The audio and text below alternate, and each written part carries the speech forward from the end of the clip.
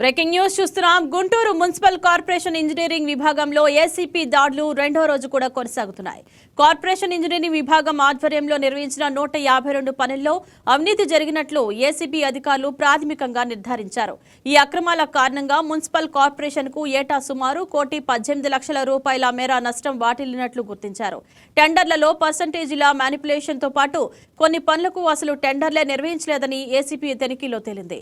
152 పనుల్లో కొంతమంది కాంట్రాక్టర్లు పదే పదే కనిపించినట్లు అధికారులు గుర్తించారు. నిన్నటి సోదాలో 40,340 రూపాయల నగదు కూడా లభించగా ఆ డబ్బు ఎవరిదనే విషయంపై దర్యాప్తు కొనసాగుతోంది.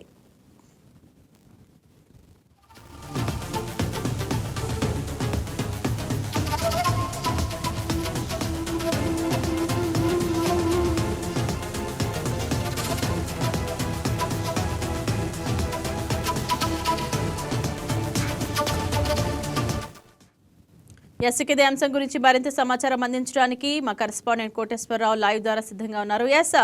Koteswararao, over to you.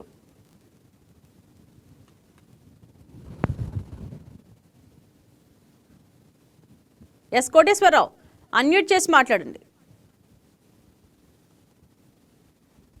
Good morning Indraja. Guntur నగరపాలక సంస్థలో ఇంజనీరింగ్ విభాగంలో కొన్ని అవకతవకలు జరిగినట్టుగా అందిన ఫిర్యాదుల మేరకు ఏసీపీ డిఎస్పీ అయితే గత 2 రోజులుగా తనిఖీలు అయితే నిర్వహించారు. దీనికి సంబంధించి పూర్తి వివరాలు అయితే 2 రోజులుగా సోదాలు అయితే జరుగుతున్నాయి. ఈ సోదాల్లో వీరికి 2017 నుంచి 2025 వరకు జరిగిన టెండర్లు, కాంట్రాక్టర్లు అక్రమార్కులు జరిగినట్లు తెలిసింది.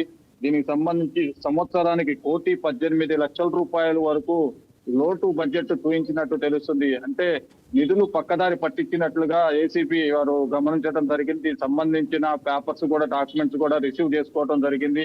అయితే ఈ గుంటూరు నగరంలో 2017 సంవత్సరం నుంచి 25 సంవత్సరం వరకు జరిగినటువంటి టెండర్లు, పర్సంటేజ్లో మ్యానిపులేషన్, మళ్ళీ అవకతవకలు జరిగినట్టుగా కొన్ని పనులకు అసలు టెండర్లే వేయలేదని ఏసీపీ దాడులో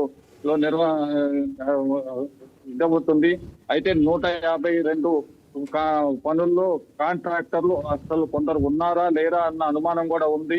దీనికి సంబంధించి పూర్తిగా ఎవరు ఉన్నారు ఎవరు లేరనే ఇది కూడా అర్థం కాని పరిస్థితిలో పేపర్స్ అయితే ఉన్నాయని చెప్పి ఇంజనీరింగ్ విభాగాల్లో తెలిసింది. దీంతో పాటు టౌన్ ప్లానింగ్ అధికారులు కొన్ని విభాగాలు కనెక్టివిటీతో ఉన్నటువంటివి కొన్ని అక్రమార్కలు అయితే తీశారు. ఈ దాడుల్లో జరుగుతున్న తరుణంలో 40,340 రూపాయలు కూడా వారు స్వాధీనం చేసుకోవడం జరిగింది.